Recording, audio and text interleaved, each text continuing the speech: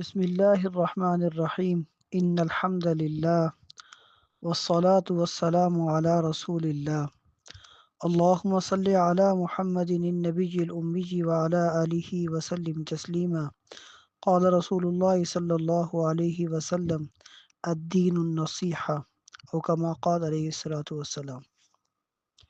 حدیث مبارکہ کا ترجمہ: دین سراسر خیر خواہی ہے۔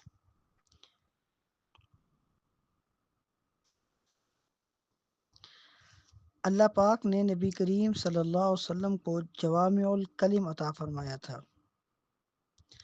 یہ آپ صلی اللہ علیہ وسلم کے معجزات میں سے ہے کہ ایک مختصر سی حدیث میں حقوق اللہ اور حقوق العباد کو جمع فرما دیا۔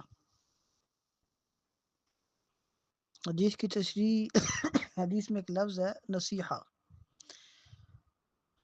علامہ ابن دقیق العید رحمہ اللہ فرماتے ہیں، لفظ نصیحت کے معنی ادا کرنے کے لیے کلام عرب میں کوئی لفظ نہیں ہے،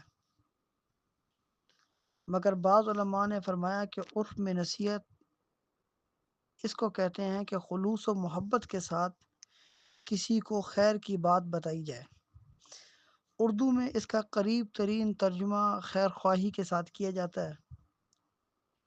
تمام قسم کی خیر خواہی پھر اس میں داخل ہے کہ کوئی سلام کرے تو اس کو جواب دے دیا جائے، کوئی بیمار ہو جائے تو اس کی عیادت کی جائے، کسی کو دھوکہ نہ دیا جائے، چھوٹوں پر رحم کیا جائے، بڑوں کا ادب کیا جائے، چغلی نہ کی جائے، غیبت نہ سنی جائے نہ کی جائے۔ الغرض تمام قسم کی خیر خواہیاں اس میں داخل ہیں۔